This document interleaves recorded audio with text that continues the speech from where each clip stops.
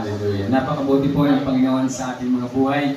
Salamat dahil nagkaroon tayo ngayon ng bago maglinggo ay meron tayong midnight prayer. Salamat dahil kahit walang aircon, hindi masyadong mainit. Dahil medyo maluwang-luwang na. Salamat sa kabutihan ng Panginoon sa ating mga buhay. Tayo po muna yung manalangin. Father God, salamat Lord dahil kami Panginoon ay patuloy mong iniingatan ng Panginoon at patuloy mong pinagpapala ang bawat isa Panginoon. Salamat sa kalakasan, sa kalusugan na pinagkaloob sa bawat isa sa aming Panginoon. Salamat Lord sa mga katagumpayan na aming nakamit, sa mga maghapon Panginoon, sa mga pagpapala na binigay mo Panginoon sa bawat isa sa aming Panginoon. Salamat Panginoon sa pagmamahal mo sa iyong mga anak. Sa gabi ito Panginoon, hihiling ko Lord, patuloy mong bigyan Panginoon kami ng pangunawa na aming pumaunawaan ng mga salita sa gabi ito. Tapos nung lingkod mo Panginoon, bigyan mo ako ng katalinuhan, anointing Panginoon, maipaliwanag ito ayon sa iyong kalooban. Mga salamat Panginoon, basbasan mo Panginoon yung mga salita sa gabi ito. Pagdalangin sa pangalan ng Panginoon Jesus. Amen. Thank you Lord. Purihin ang Panginoon. Nanibago ako medyo malaki-laki ng konti. Pero maliit pa rin, di ba guys?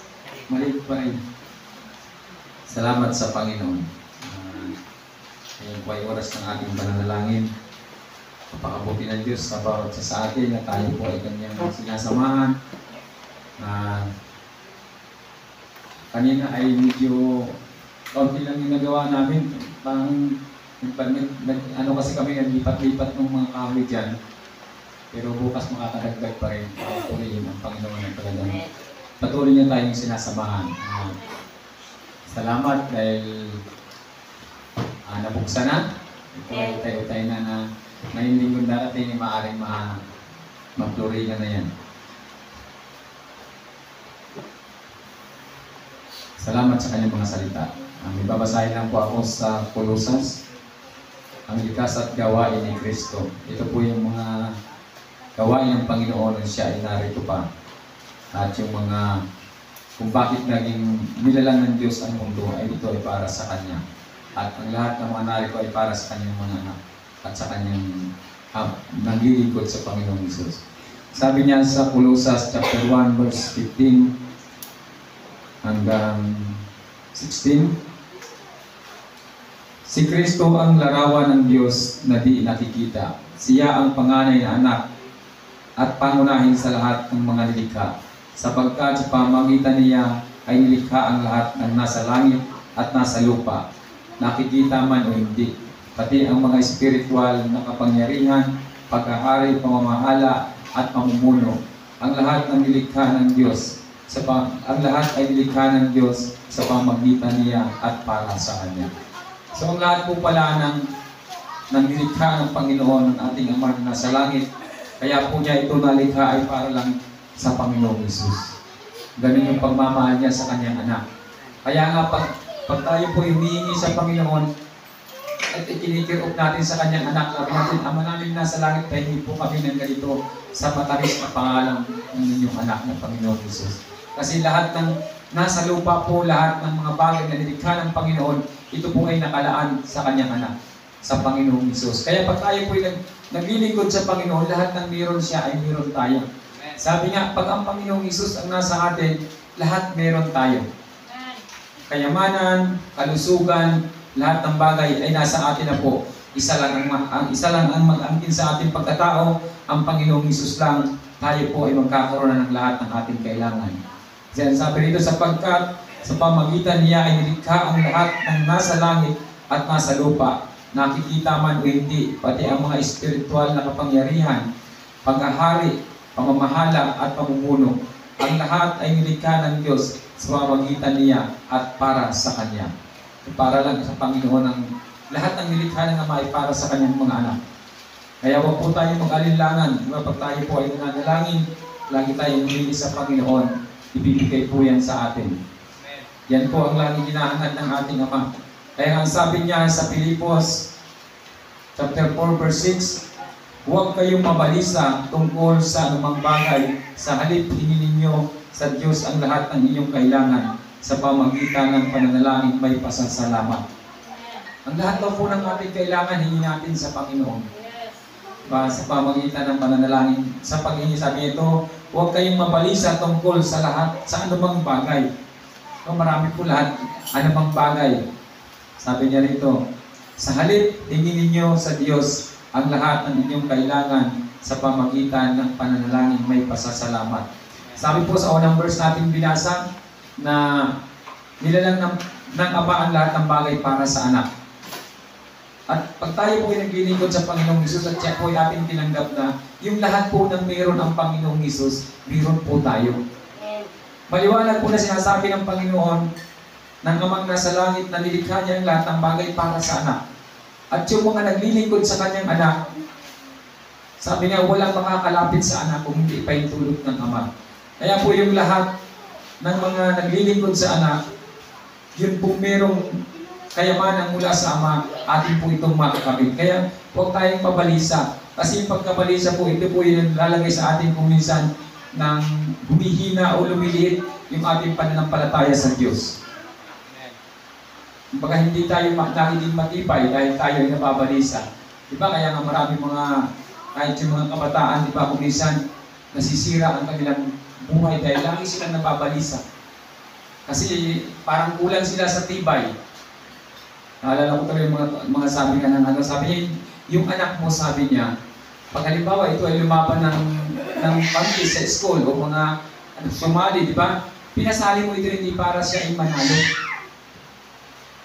Kasi karamihan naman pag sumali yan, 99% talo yan eh, kasi isa lang naman talaga nananalo. Ibig sabihin, pag pinasali mo siya, kasi yun yung isang bagay na practice niya na pag siya ay hindi nanalo, congrats mo lang. Congrats, kasi natalo ka. Kasi yung pagdadala sa kanya ng mga, hindi yun, kasi kung lagi kang nananalo tapos natalo ka, hindi mo kayang tanggapin yan. Alam mo naman na sa mundo, talagang magkakaroon ka ng kabiguan. Diba? Kaya pinapasali mo yung anak mo talaga para lang siya ay masanay. Practice mo yan. Diba? At kasi pag nakatikim niya ng talo, parang next time pag matalo ulit siya, okay na, masaya siya kasi nakasali siya. Huwag mo namang gagalitan. Huwag mo sisihin, ay bakit hindi ka nanalo? Ginawa na natin ang lahat. Bakit hindi ka nanalo? Yung po ay mga practice lang ng mga bata para sila ay maging matibay. Kaya daw po marami mga kabataan nagsusuicide dahil simula't bata ay hindi nagkaroon ng magandang training sa kanilang pamilya. Laging sinasabi, ang ganda-ganda mo anak, parang ganon. Tapos sasabihin naman ng ibang tao na nakakita sa kanya, ang laki ng mata mo. Ang sabi po ng mga kaibigan ko, ang laki raw ng mata ko. Ano mo lang, ipikit mo lang anak, maliit ang mata mo. Yung dapat sabihin natin yung totoo sa ating anak. Alam mo anak, maganda ka at maganda ka sa Panginoon. Diba? Yung parang bigyan natin siya ng ano na talagang huwag naman yung lahat ng papuri binibigay mo sa kanya kasi pag minsan nagkamali yan, masasaktan yan. Kasi lagi na lang iniisip, lagi siyang magaling.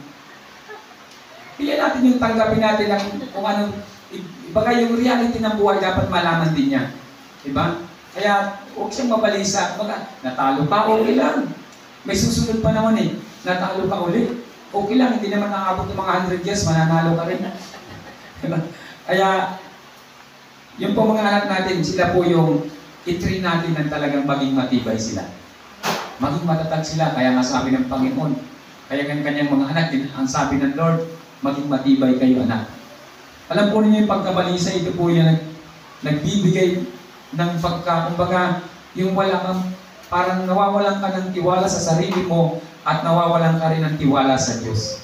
Humihina ang iyong kalooban. Kaya sabi niya rito, huwag kayong mabalisa tungkol sa anumang bagay. Sa halip hingin ninyo sa Diyos ang lahat ng inyong kailangan sa pamamagitan ng pananalangin may pasasalamat. Diba? Karamihan, pag wala na tayong bigas, plus na saing ngayon, grabe na, hindi ka na makatulong sa gabi. Pero kung iisipin mo, sabi niya ng Panginoon, huwag mong problemahin yung araw ng bukas. Kasi pag problema mo yun, ang solusyon kasi nung nakakambal, bukas pa rin darating. Ay kung problema mo ngayon, maghapong ka mga problema pero wala yung solusyon.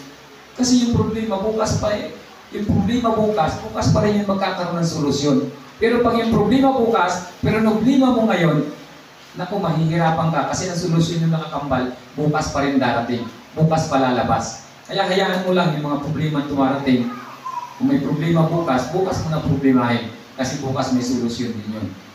Ayan sabi po sa susunod na verse, at ang kapayapaan ng Diyos na hindi kayang maunawaan ng tao ang siyang mag-iingat sa inyong puso at pag-iisip dahil sa inyong pakikipag-isa kay Kristo Jesus.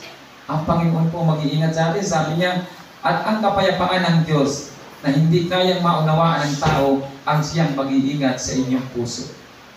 Grabe po ang pag-iingat ng Diyos sa atin. Yung kapayapaan niya, at yun po ang mag-iingat sa puso natin. Kasi kung pag tayo hindi nababalisa, meron tayong kapayapaan.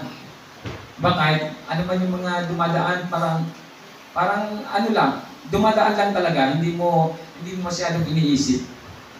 Sabi ko nga, no, malapit na ang ating anniversary, pero hindi tayo nag-iisip na wala tayong litson. Diba? Meron tayong litson, yung lagi yung iniisip natin. Diba? At dalawang litson, yun ang ating hinihingi sa Panginoon. Pero matagal pa naman yung anniversary natin.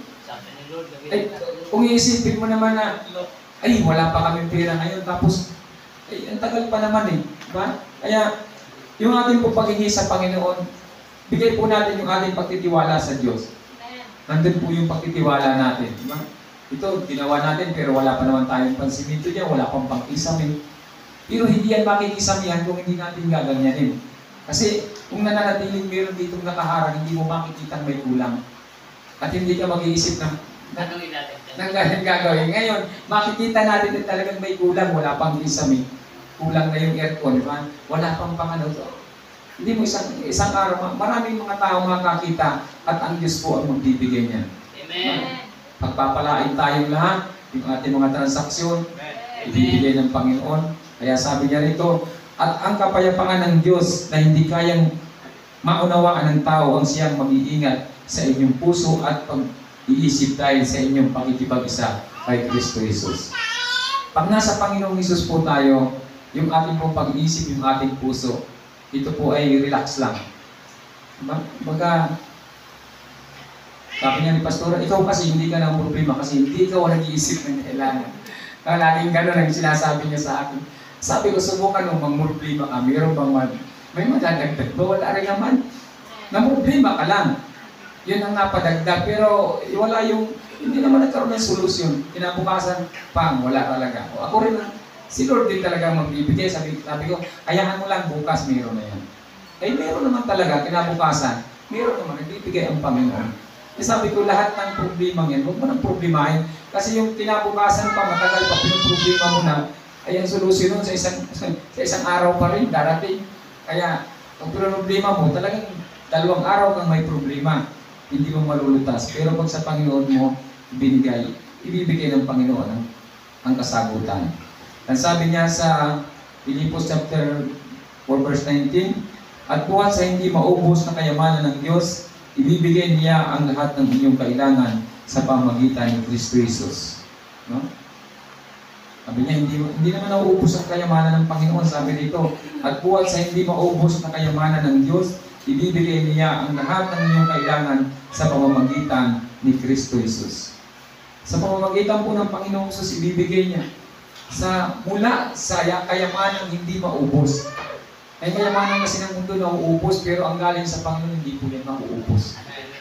Kaya nga masarap humingi sa Panginoon, kasi ang pagbibigay ng Diyos tuloy-tuloy. Basta yung tinatanggap mo, huwag mo rin lang hahawakan sa iyo. Kasi para yan, yung blessing kasi para yan, nakakita na kayo ng tubig na yung hindi umaagos. Yung isang tubig lang na stock lang doon, di ba bumabaho, nasisira, at walang gustong, hindi naman mapapakinabangan yung di mainom. Kasi mabaho. Pero yung umaagos, malinis na tubig, sabi nga pag umaagos, malinis. Nakakita na rin kayo yung daga na nalason ng rakumin, na hindi makadumi, hindi makarelease, lumalaki yung tiyan. Lumalaki na yung tiyan, hindi na siya makagalaw hanggang sa siya mamatay. Yung blessing po na binibigay sa atin ng Diyos, hindi yan po yan para sa atin. Pag hindi ka marunong mag-release ng blessing, hindi po yan dadaloy, mawawala at mawawala lang yan. At maaari pa yan na magkaroon. Kumbaga, pag yung blessing na hinawakan mo at lagi mo lang, kumbaga hindi mo ibinahagi, baka yan yung maging dahilan pa para ikaw ay magkaroon ng karamdaman. So dapat yung blessing po dumadaloy. Para po hindi na-i-stack, hindi na-i-stagnant. Dapat po yung blessing na binibigay ng Diyos tuloy-tuloy lang. Kasi yung blessing po hindi yan nauubos. Pag galing sa Panginoon na blessing, hindi po yan nauubos. tuloy-tuloy po yan. Tuloy-tuloy lang ang blessing. Kaya nga, pag nagbigay ang Panginoon ng malaking gastusan, siya rin po ang magbibigay ng pera. Sabi ko nga, yung mga ating mga activity kung saan-saan pupunta tayo, huwag yung isipin na ikaw yung kailangan kong gawin ko ito. Hindi naman masama yan kasi bilang tao, nag-iisip ka, pero dapat lahat ng ating kilos pinagtitiwala natin sa Panginoon. Kasi pag sa Kanya mo ibinigay, hindi masakit sa iyo. Kasi pag hindi nangyari, ibig sabihin hindi ka looban ng Panginoon. Pero pag pinilit mo yung sarili mo, mahirap yun. Mahirapan ka nun kasi bandang huli, ikaw yung magsasuffer nun.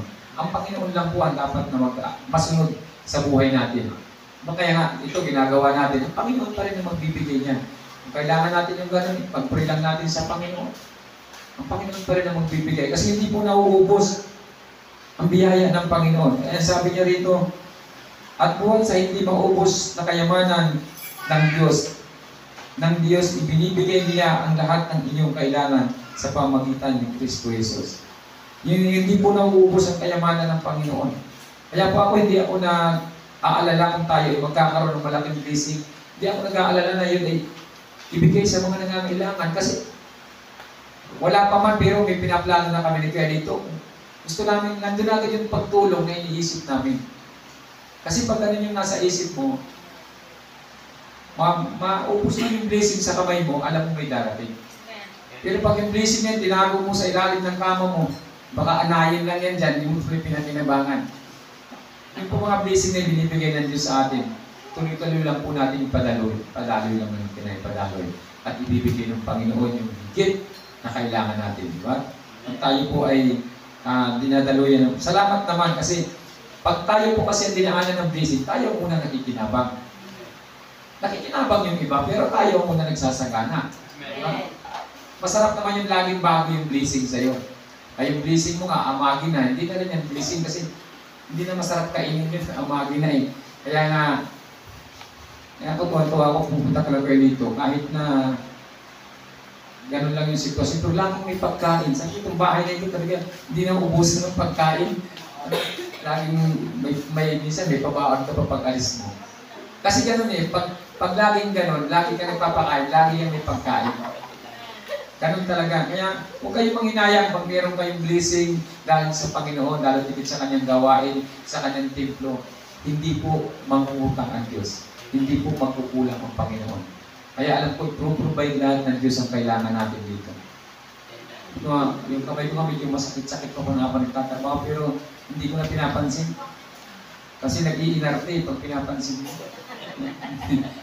Tinatrabaho ko na lang kasi habang pinapansin mo, nagpapabiting. Bahala ka dyan.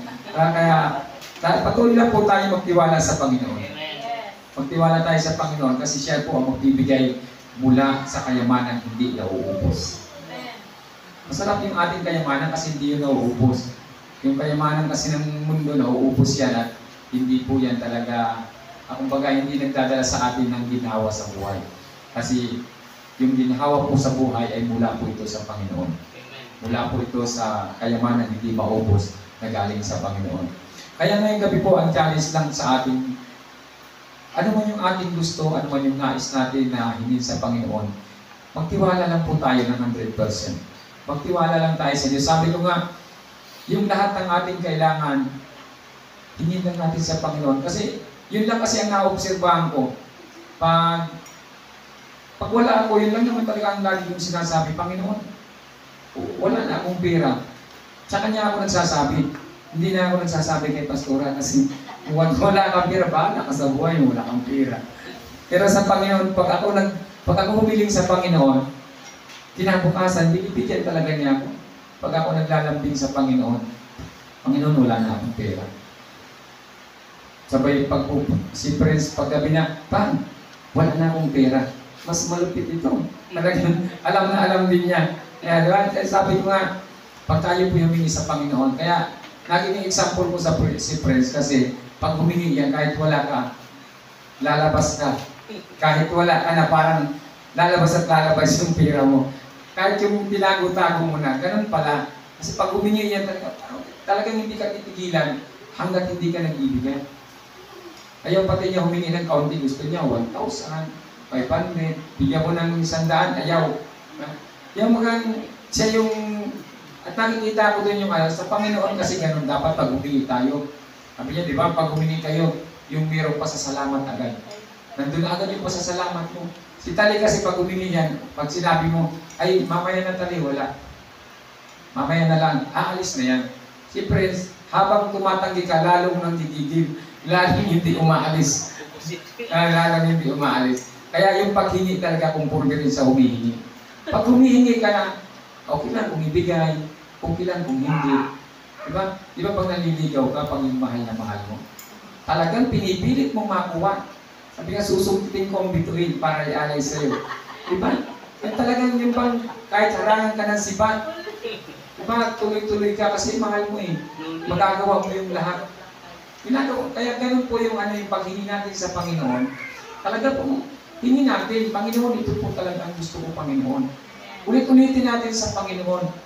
Ang sabi nga niya doon sa hukom, kung may mabasa kayo ron, yung isang masamang hari, isang masamang hukom, at yung isang babae na laging pumupunta sa kanya at humihingi ng katarungan. Sabi niya, bigay mo ng katarungan ng aming asawa. Balik-balik na doon sa hukom. At sabi ng hukom, masamang hukom siya, pero sabi niya, ibigay lang, hinihingi ng babae ito kasi baka mailisa ko sa kanya. Saka balik-balik ng babae, ibinigay na. Sabi ng Panginoon, diyan nga, masamang hukom, ibinigay niya ang atol. Ako pa kaya na inyong ama. Kung nagbabalik-balik kayo nananalangin sa akin, hindi ko kayo ibigay ang lahat ng kailangan ninyo. Kaya sabi naman ng Panginoon sa kanyang salita, hindi maubos na kayamanan ibibigay sa atin. Kaya bakit hindi tayo magbalik-balik? Sige lang tayo igib ng igib. Kuha lang tayo ng kuha. Isipin natin na yung kinukuha natin ay dagat. Kaso sa atin, pag humihingi tayo, ang laki ng bisig ng Panginoon, parang dagat yung sinasalukan mo, pero ang ginagamit mo, baso. Uwi ka na, dinadala mo yung baso. Pagdating doon sa inyo, ikaw lang nakikinabang, kasi baso lang yung kinuha mong lalagyan. Magdala ka ng drum, magdala ka ng purwets, lagay mo doon yung drum. Punuin mo ng blessing, punuin mo ng pagpapala, huwag yung kukuha ka baso lang. Ay, ang laki ng manungan eh, ocean yung kinukunan mo ng tubig. Ang laki ng blessing ng Diyos na binibigay sa atin, pero ang ating lalagyan, ang ating sisidlan, baso.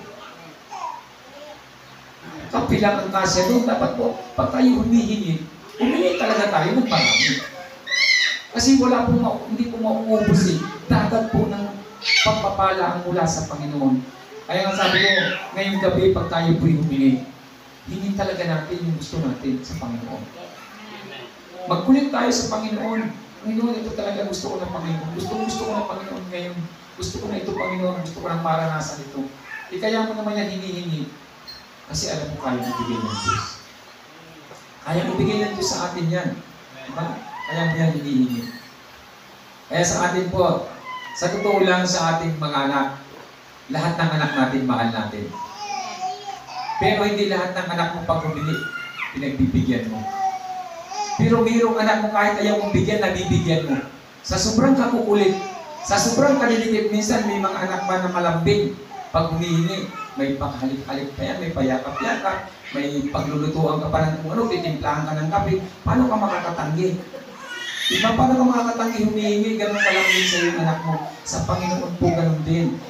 Araw-araw ka sa kanyang gawain, lagi ka nananalangin, lagi ka nagbabasa ng kanyang salita.